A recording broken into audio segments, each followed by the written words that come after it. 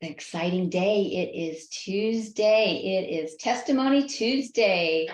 Hello, hello, hello. I am so excited to be here with everyone, and I'm going to let people pop on real quick. It happens to be 7 p.m. Eastern Time on Tuesday, January 24th, and I have a wonderful guest for you this evening I'm super excited about.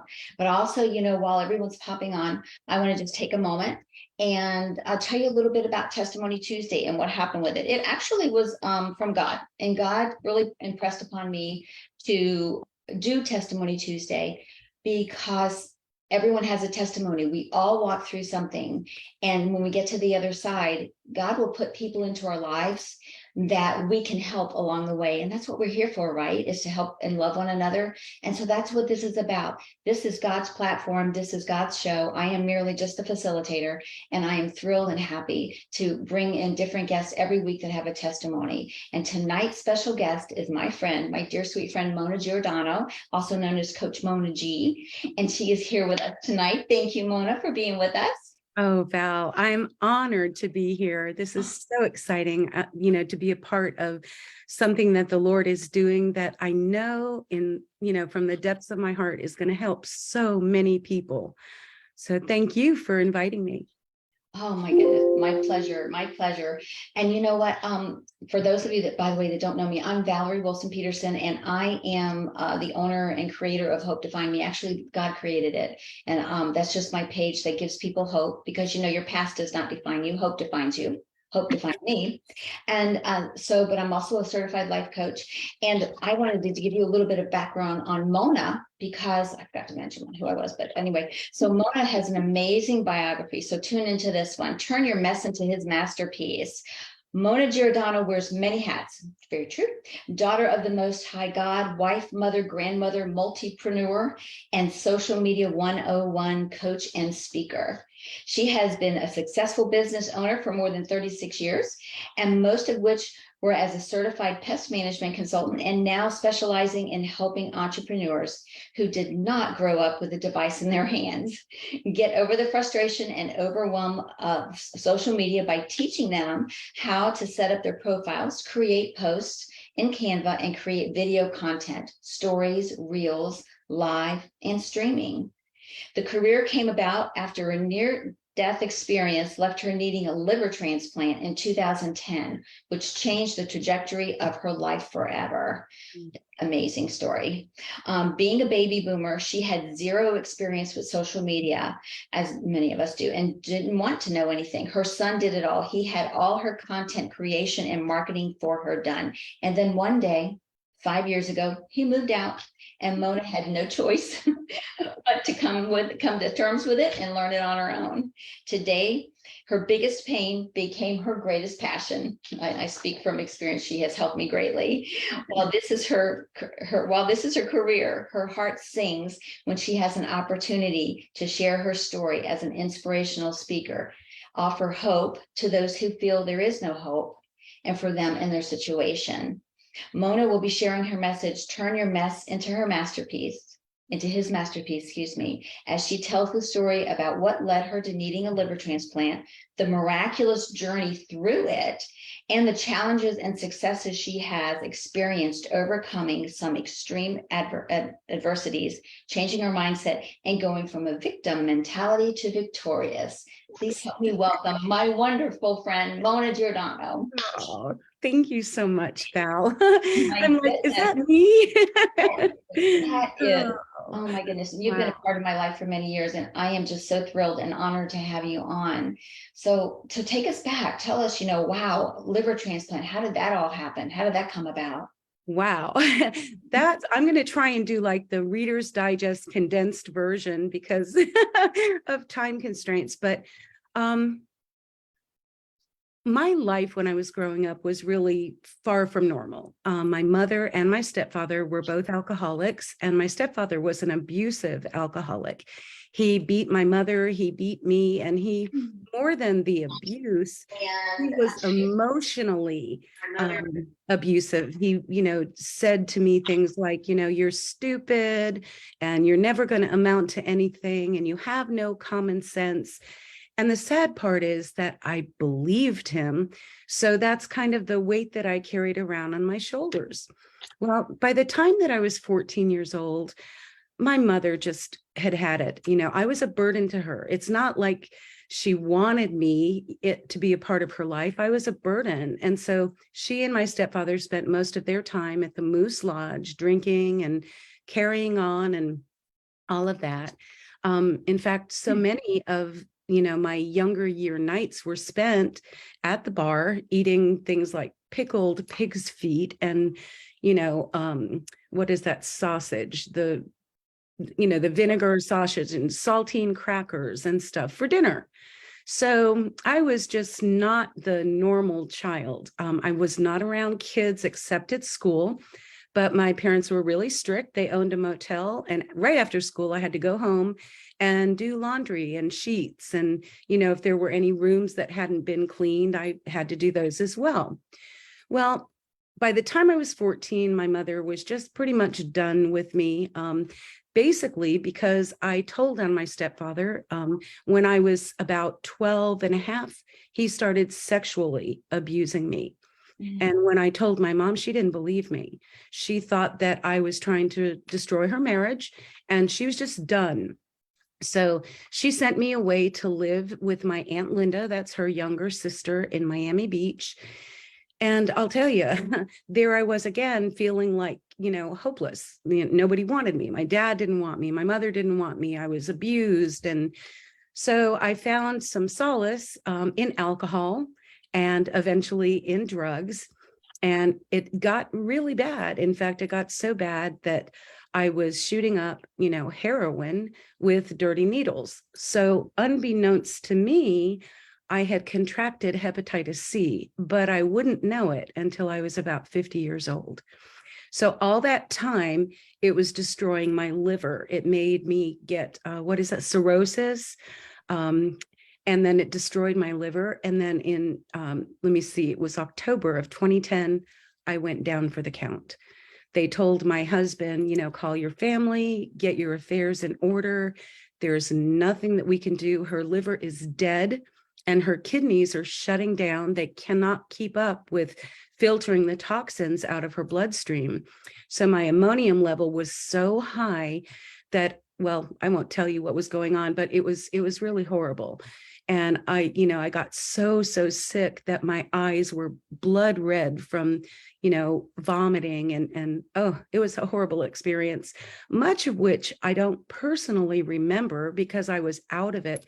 But my mother and my son and my husband, the whole family, they were just in panic because it went from I was doing okay to I'm on my deathbed just that fast. You never know. You never know. None of us are promised tomorrow. Well, now here's a wonderful thing that started happening back then. My mother, as you can imagine, and I did not have a very close relationship. And through all of that, the Lord healed our relationship, which allowed me to forgive her of everything that had happened in my life, and we actually started getting close. Now, that didn't happen immediately, but I just want to share this one story. My mother, I actually took her to our church, and she received the Lord and got saved, but she was relatively new at that whole thing. And so when I was in the hospital, she would walk around on the floor and she would see some of the other parents or, relatives there that had people that were in the same shape as me. They were dying, and she would say, can I have my daughter pray for you? She's a minister and she can pray for you. And she found such joy in the fact that, that even though I was in pain and hurting, I still, God put it on my heart to worry about those people. This one lady in particular, her name was Carol, her son was dying. And so all I could relate to was if my son were in that position, and it just broke my heart. So once I was doing a little bit better and more stable, my son, Christopher, would actually wheel me down to the chapel, and I would put my hands on the prayer requests in the book and just pray for all of those people. Well, I had to go through tons of different testing to qualify to be a recipient for an organ. If there had been like one precancerous cell or, any sign of HIV or AIDS or TB, I would be disqualified because they can't give an organ, under those circumstances. But it's like every test just I passed it and passed it. So a team of 35 doctors had to approve and sign off, and I was approved. And so now I went down on October the 10th. Here's where the miracles just start happening. On November 9th, I was released from Tampa General Hospital to go home and wait for my liver. Now, Val, a lot of times when that happens, people are waiting for an organ and they never get them. So, I mean, it's kind of, I was so happy to go home, but yet, still a little nervous that that liver wasn't going to come in. And I prayed with my husband that night at the foot of my bed. Well, not really at the foot of my bed, but, and I just prayed, Lord, please, please, if I could have just one night of that sweet sleep that your word talks about. And Val, that's exactly what happened. It wasn't even 24 hours that I waited. The phone rang at 4:45 in the morning, and they had a liver for me. Now, here was the caveat. The liver that they had was infected with hepatitis C. So I could have, rejected the liver and waited for another one. But because my body had hepatitis C, I could accept it, get the transplant, and then they would worry on curing the hepatitis C later, because there were wonderful things happening with the cure of hepatitis C. So I took the liver. And now here we go again. Let me see, that was on November the 10th of 2010. By January 1st of 2011, I was completely released. I was released to drive. I was released to work. I was released to carry on normal activities, with the exception that I couldn't lift more than a 10-pound bag, nothing more than 10 pounds. But you want to talk about miraculous. I mean, it was like boom, boom, boom. And when I was in the hospital, there were more miracles because, it's like the Lord was sending me doctors and nurses and technicians, mostly nurses and technicians that were Christians. We prayed together. We invited God into the situation. And I was just praying, believing that something good was going to happen, that he had a plan in all of this. And he did. And here I am 12 years later, as of November of 2022, 12 years later, thriving. Now, mind you, I still have some physical limitations. In fact, I'm legally disabled, but my brain works, my mind works. And I always tell people I am the most joy-filled sick person you will ever meet, because I have faith in him. And he took me from, I feel like a female Lazarus, right? He took me from death's bed to healed and whole and thriving. And I'm just so grateful. I love the opportunity to share those stories, my story, with people, especially people that are experiencing drug addiction or alcoholism, or, any of the abuses that I went through and was victorious over. So it changed the entire perspective of my life. And I just love to show what God did, show off what God did. Oh my goodness. And you know what? Your life is an example of that. You exude joy everywhere you go. And I mean, just knowing you for the length of time that I have, that you have always been the most positive person I've ever met. And you know what? I mean, do you feel like when you prior to the organ transplant to now, were you always that, other than your childhood, were you always like that positive, always seeing the glass half full, and were you always looking for that silver lining? Or do you think that this in my younger years, when I was going through all of that, to be honest with you, being totally transparent, I didn't believe in God. I had never been raised. The only God that I heard in my house for the first 14 years was in an expletive. There was no mention of God. There was no mention of Jesus, the Holy Spirit. In fact, when I got saved, which I was 38 when I got saved, I thought that those were children's story books, children's stories, David and Goliath, Daniel in the lion's den. I didn't have any concept that that was real. That's how excluded and separated I was from any type of religious teaching. And I hate that word. I any type of biblical teaching, because truly value, and this, it's not about religion. It's about a personal relationship with Jesus Christ. And that is what made my glass overflowing, never mind half full. But for the first 38 years of my life, I can't say that I was a real positive person. I had a lot of doubts. I could not fathom that this wonderful God that I started hearing about is the same God that allowed me to go through all that stuff. That just was like tilt, that does not compute. What I didn't realize, though, is that when God allows something that horrible to come into your life, it's always with a purpose, and it's always for his glory and for his honor.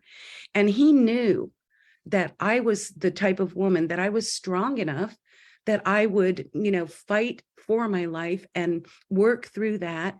He also knew that I'm a mouthpiece. I'm a mouthpiece for God. He knew that I would be bold enough to share my testimony, holding nothing back. I can't tell you some of the stories of some of the, times that I've had to minister in a church. I mean, graphic illustrations of some of the things that were going on, to the point where I thought, should I say this? Should I not say this? And one time in particular, I was talking about something, really bad that had happened to me. And I just told them, I felt like the Holy Spirit was saying, go for it, just be honest. And so I followed that prompting. And a few weeks later, that pastor of the church came into our pest control store. And I was like, I am so sorry. It came out of my mouth. And he was like, you know what? Let me tell you something. There was a woman there that night that was going through that very same situation, and she gave her life to the Lord. So don't you ever apologize for what you're saying in the pulpit. Keep it real, be genuine, be authentic, and that's what I do. I hold nothing back, because I believe that God does have a purpose for every single thing that I went through. And I don't have this testimony to just keep it inside and keep it to myself. It's for his glory and to help other people. Yes. Yes. So who was it that introduced you to Jesus? Who led you to the Lord? Bill Strayer, Pastor Bill Strayer. Funny story there too. I don't know. You'll have to really keep me aware of the time, because this is, You're good. Okay. So funny story. At that time, Christopher was 4 years old, and my husband was out of town. He had flown up north to New York for a funeral. Well, while he was there, it was chaos. Everything was going on. They were backbiting and arguing all over money and things like that. It's like, I want this, I want that, you don't deserve this. And it was a horrible situation. So I stayed at home with the kids and to mind the store and mind the children. And I was at the Chasco Fiesta.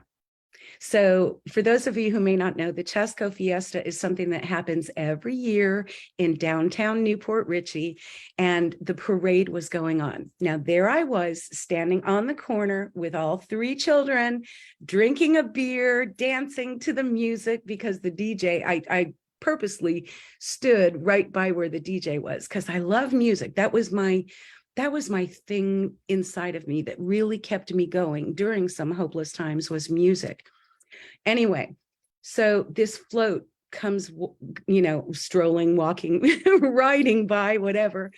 And I loved this music. It's music I wasn't familiar with. I didn't know what it was.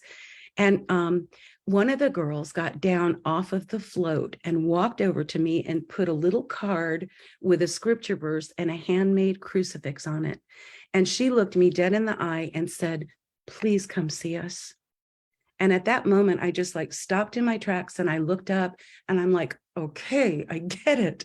Now it's so my husband called and I'm like, we have to go to church and we have to go to this special church because I met the people in the parade. And he was like, Mona, calm down. What's going on? Where's this coming from?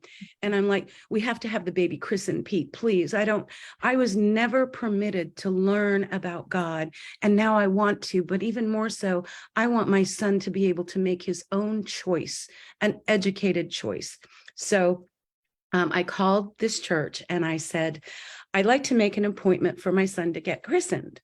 And they said, well, we actually don't christen babies. And I said, well, okay, baptized, whatever. And they said, well, we actually don't baptize babies. We have a dedication ceremony, and I'm like, well, okay, dedication of what? And they said, well, we dedicate your baby to the Lord, and we charge you and your husband to raise him in a godly manner.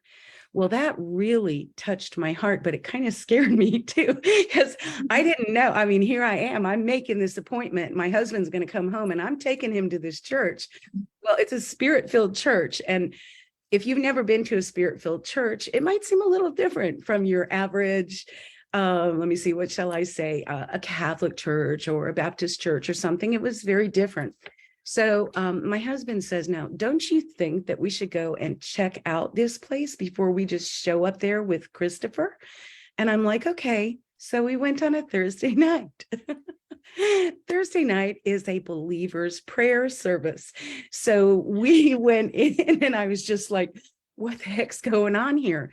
But it really, God was drawing me in. My husband, not so much at that time, but his salvation came later. Okay, so here comes another miracle and an example of how God can use you if you're 4 months, 4 years, 40, or 104. My 4-year-old little boy, Christopher, I was sending him to Elfers Baptist Church, well, actually, the school, because I wanted him to start learning about God, because I never did. And so part of the curriculum was me teaching him his alphabet. A, Christopher, A. All have sinned and fallen short of the glory of God. Romans 3:23. B, Christopher, believe on the Lord Jesus Christ and thou shalt be saved. Christopher, what is C? Children, obey your parents in the Lord, for this is right. And on it went up to Z. So I took Christopher to church with me at this new church. And we were in the old sanctuary at the time. They have since then built a huge sanctuary. They refer to it as the epicenter. And so I'm sitting there in the old sanctuary, Christopher next to me. Pete was at home. He still was not totally convinced about all this. And pastor gives the salvation message, the altar call. And I'm sitting there like sitting on my hands, knowing I'm supposed to raise my hand, but scared to death, scared of who might see me, what people might think of me, and embarrassed, ashamed even, And all of a sudden, my little 4-year-old stands up and he says, Mama, raise your hand. And I'm like, oh no, sit down. And then this pastor usually didn't call people up, after they had raised their hand. But that day he said, I don't usually do this, but if you're really serious and you mean business about, giving your heart to the Lord, I want you to stand up and come down here. Now I was petrified. And Christopher once again stands up and grabs my hand and says, come on, Mama. So God used my little child, who was just learning about Jesus himself as an integral part of mine and my husband's salvation. So, I mean, to me, that's miraculous. So it's beautiful. It is just beautiful. And your Christopher, who is now 30 something now or something. He's 30. and he is just a wonderful young man. He truly is. But it was all of those things. Every little step, God was using you and orchestrating everything because it was all of that. And then came the liver transplant. That's right. Right. Right. All of that happened. And I mean, just, it's amazing. I get goosebumps just talking about it and thinking about it, because he orchestrated everything, and your obedience, the way he tugged on your heart and everything. And God bless your son. He I is know precious. He he is. is. He really is. He really is.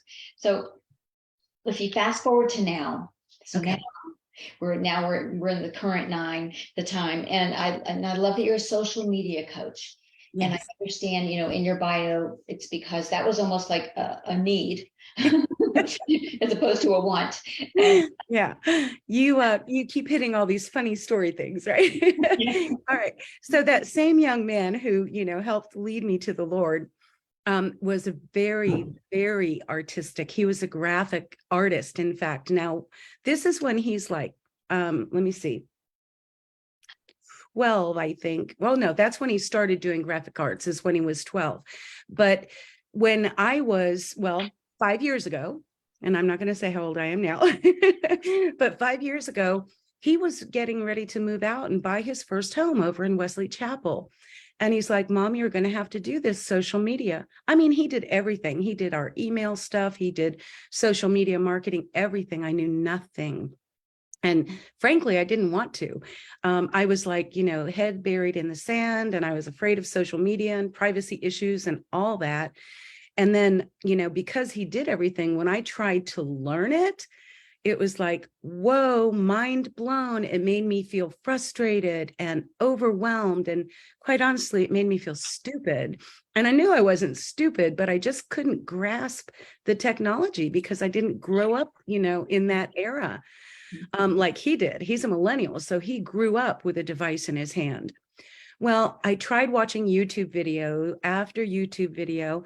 And what happened to me is like they were using, first of all, young people talk really fast. I don't know if you've noticed, but when they're talking, they talk really fast. It's like, whoa. Anyway, I couldn't get them to slow down because it's a video. And then they start throwing things at me like, and you have to make sure that it's SEO optimized, and you have to have a CTA with every post, and you need to use a CRM. And I would have to stop the video and go look up what is a CTA, what is SEO. And it just made me more frustrated and more overwhelmed. So I broke down and hired a coach. And I love Laura. Laura taught me the very basics of how to set up a Facebook page, how to set up an Instagram business account, and how to use Canva to create the posts and the graphics and so forth. So here I go. I'm posting away now. I'm posting for our pest control general store, and I'm posting for my little business, the Direct Connection. And then I was a newly certified life coach at the time, trying to find my niche, right? They say the riches are in the niches. So I'm trying to find that area of specialty. And it found me quite by accident, because when I started posting, my phone started ringing off the hook. It was ladies my age going, Mona, how did you do that? Can you teach me how to do that? And then finally, I'll pay you if you'll teach me how to do that. And I thought, Lord, social media? He has such a sense of humor, right? Never in a million years did I think that I would be doing that. But I have grown to absolutely love it. And that's how the whole thing got started, by accident. yeah. I didn't find it. It found me. That was the lesser of the evils. You had to do it, and it has exploded. And I Oh, know that you do workshops. I know that you do one-on-ones. But mhm. what's really great, and I have to tell you, I feel the same way that Mona does. I'm like a dinosaur, and my brain just cramps when I have to figure something out. So I even hired Mona, and she has been such a blessing, helping me get things up on YouTube and learning all of that. It is amazing. But so where do you normally do you do workshops, or do you do Zooms? How do you reach your clients? Mostly I do one-to-one on Zoom, over Zoom. Now, there are some ladies that just, don't even like Zoom because that's more technology to learn, right? So I do allow like one or two at the most people to come to my home, and I'll do private face-to-face lessons. The majority of my clients, though, are on Zoom. And workshops. I just did my first workshop since COVID. If you can believe that, I don't have an immune system anymore because they give me anti-rejection meds so that my body doesn't reject my liver. That means I have no immune system.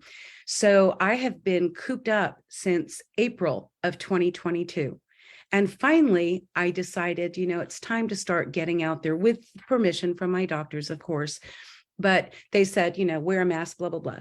So I just recently did a workshop live and in person at a cute little coffee shop in downtown Newport Richey. Let me give them a plug, may I?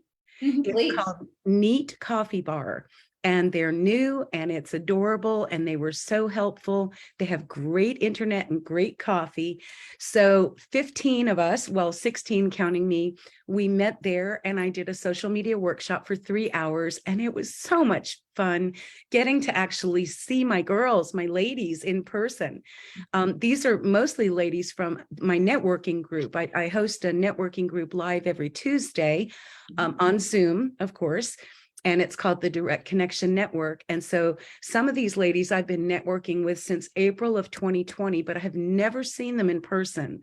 So it was such a joy and, such a blessing to be able to meet them and spend time with them. That is wonderful. And I think back on COVID changed so much for Oh, our world and our society. But I have to tell you, it was you became every one of us got into a situation where before maybe we didn't want to do Zoom. COVID, you have to do Zoom. And so it was, you had to learn it.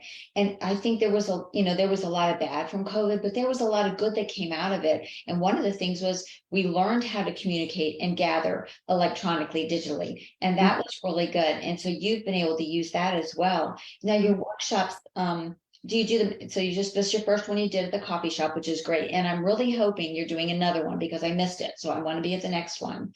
And from what all the chatter I heard and saw on social media, many want to be at the next one. So do you have that one lined up yet? I don't, because I have to find a venue. Obviously, when I'm doing a free workshop, I can't spend a lot of money on the venue. And some of the venues are hundreds of dollars to do.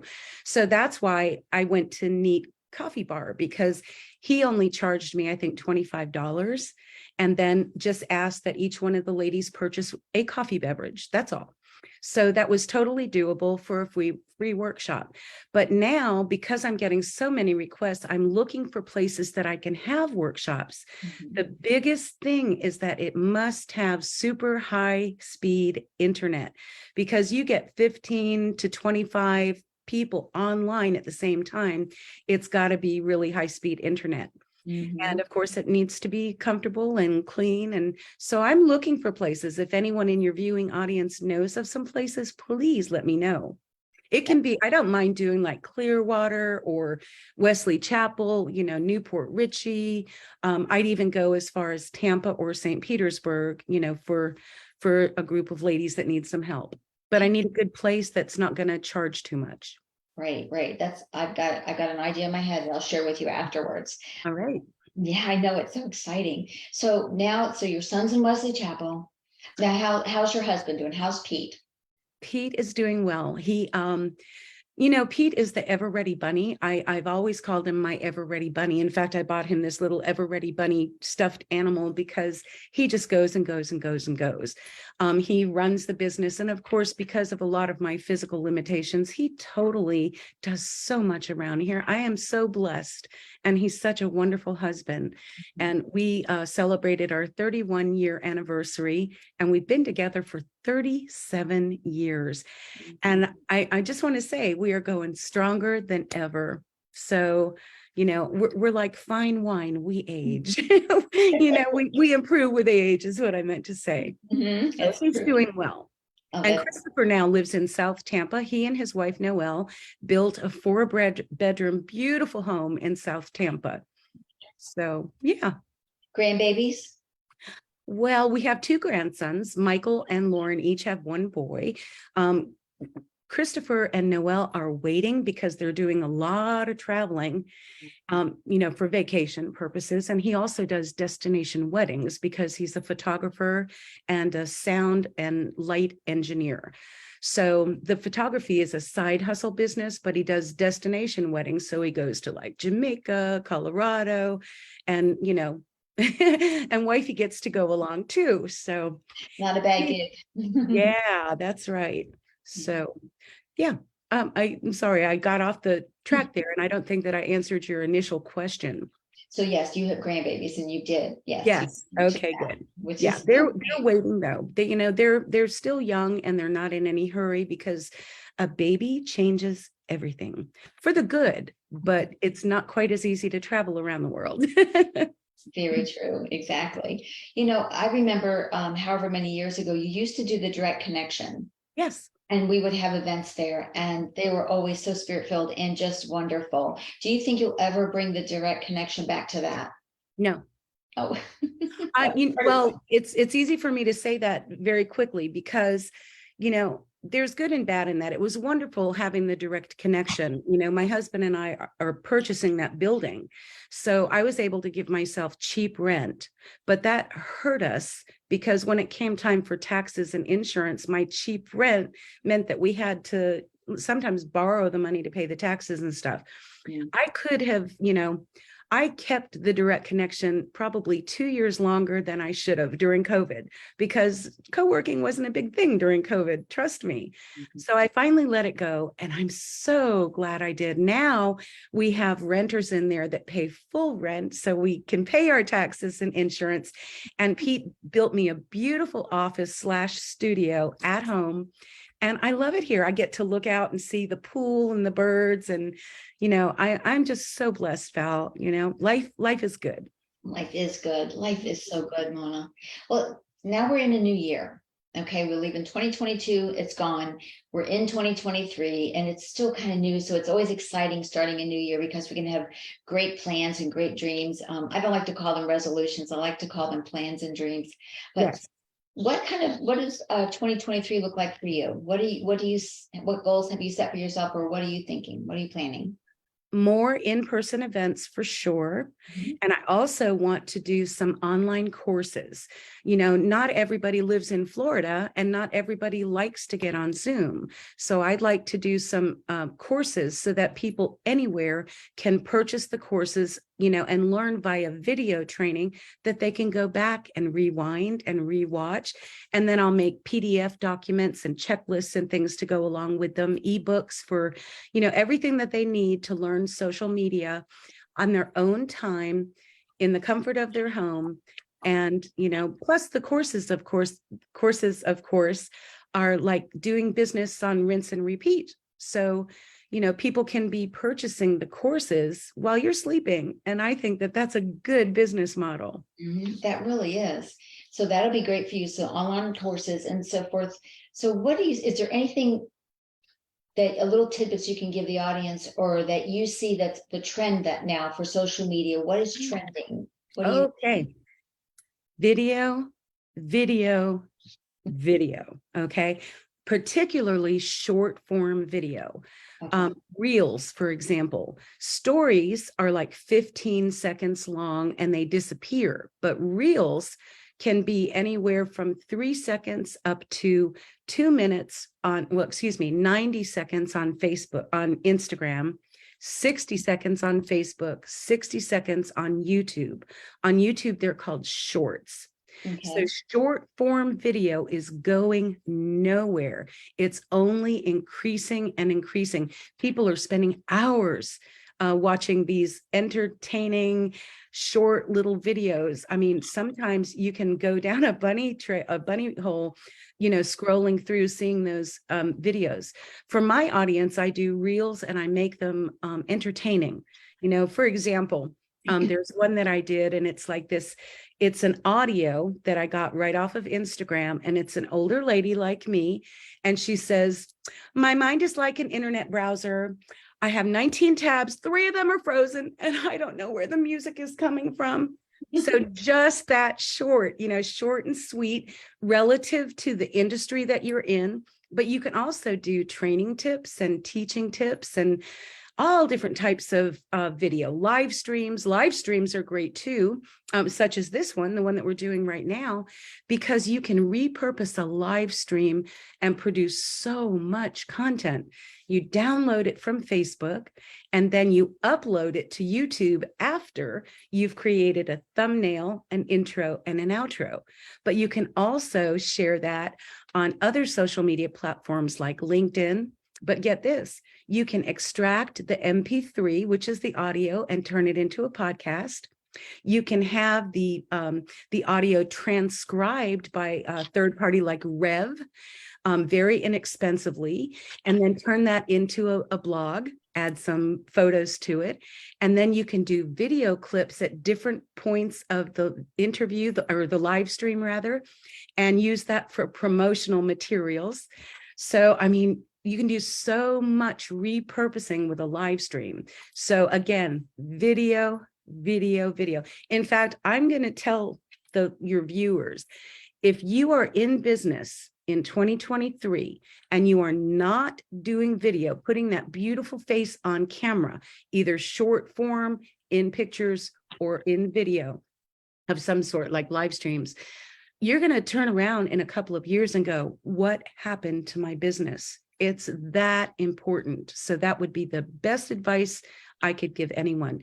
And Reels specifically, because it's the newest trend, Reels is a copycat from TikTok. So TikTok started those short form videos, and then Instagram followed suit. They copied, okay? I mean, and then Facebook did it, and now YouTube does it, and theirs are called shorts instead of reels.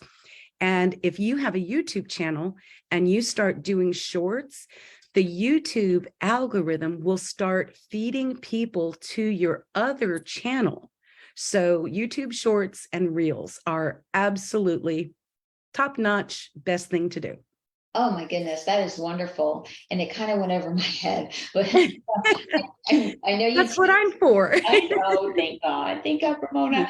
So do you, I know you teach it, but do you ever also just do it for someone that's a part of your business as well? Like, yes, I'll do all that for your business. Do you do that?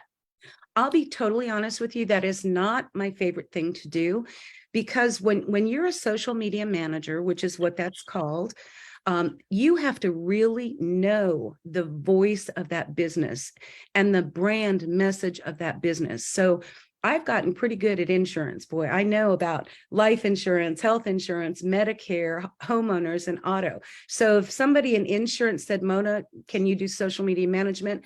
I can confidently say yes.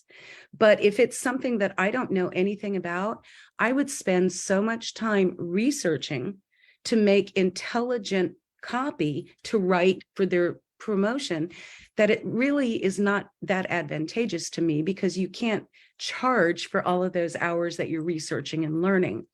So I will do it on a select basis, so like for some coaches, I do it, insurance companies, and that's pretty much what I've done. Oh, and I don't know if you know Kim Moore, but she is a biblical sex education. I've done her management as well. So selectively I'll do it, but not just for everybody. No, No, I love to teach. you'll teach it. Yes. Yeah. Yes, that's wonderful. Now, how can people find you? I know at the end of our video, we'll have some contact information, but how can people find you? But also you're going to give an ebook as a free gift to anyone that's interested in it, that is picking and watching. The story that I've shared today, about allowing God to turn your mess into his masterpiece. I've written an ebook, and I would love to share it with your viewers. If they would like to get a copy of it, they can send me a private message either on Facebook or Instagram and just request the ebook and include their email address. Now, if they don't like to do social media stuff, they can send me an email to Mona at Mona@CoachMonaG.com and just request the ebook, and I'll be happy to send it to anybody who wants it. And that's wonderful that you're giving it to them free. That is wonderful. And that's, it'll inspire so many people. So with that said, and with us being at the end of 2022, we're in 2023, what little nugget under your mess into his masterpiece, what nugget do you want to leave your viewers with today? The viewers that are watching, something, some little golden nugget that they can take with them. Well, you're going to love this, Val, because you are all about hope, right? Hope defined me. And you have such a wonderful testimony yourself of how you hung on to hope through what you walked through and are victorious over. I would say, even though I didn't really know God, I hung on to the scripture verse, Jeremiah 29:11. So many people know that, even if they don't, even if they don't know the Lord intimately, they oftentimes know that verse. And it says, for I know the plans I have for you. Now, this is the Lord talking. For I know the plans I have for you, plans to prosper you and not to harm you, plans to give you hope and a future. So my message is never lose hope. There is always hope, no matter what. Listen, I was being sexually abused and physically abused, emotionally abused, addicted to drugs, addicted to heroin. And I came through it because of him. That kind of hope is something that you cannot buy. It's something that you have to exercise your faith. If you exercise your faith and you have hope and you learn the word, you need to learn the word, because that's what we stand on. That's what we believe. It's like our instruction book, our instruction book of life. So, never give up hope and turn to the Lord, and he will save you, and he will help you, and he will make a masterpiece out of your mess if you just let him.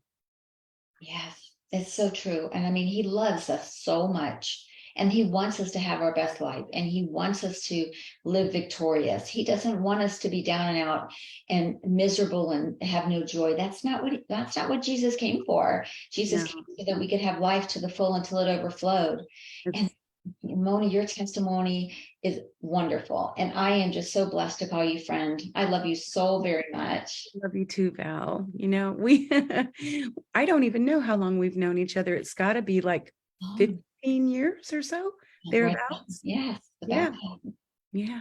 About that. Yes. And it's really, funny how paths cross and things happen, and look at us today, but it's wonderful. And it's always say God knows everything, obviously he knows the end from the beginning, but all the little moves and chess pieces that move along, everything is strategized. He knows who we're going to meet. And that's why our testimony is so, so important.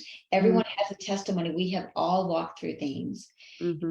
I do want to encourage, those that are watching, if you have a testimony that you really feel like you want to share because it's going to help someone, reach out to me on Facebook or message me or call me. My number's on the Hope Define Me page. If you have a friend that has a great testimony, have them reach out, or you call me. There just needs to be more testimonies, because people are listening. People want hope. Yes. They want the hope, and they want to know, wow, I went through the same thing. That it resonates with them. Your walk, your journey, the path that you took, whether it was a detour and potholes, it's going to speak to someone. And it is so important to share our testimonies. Val, I've learned something in my wisdom here. I mean, I'm not a spring chicken anymore. I'm 64 years old. And what I've learned is to learn to embrace the challenges, embrace the adversities, because I believe with all my heart that it took every single solitary one of them to bring me to where I am now and to make me the person that I am today.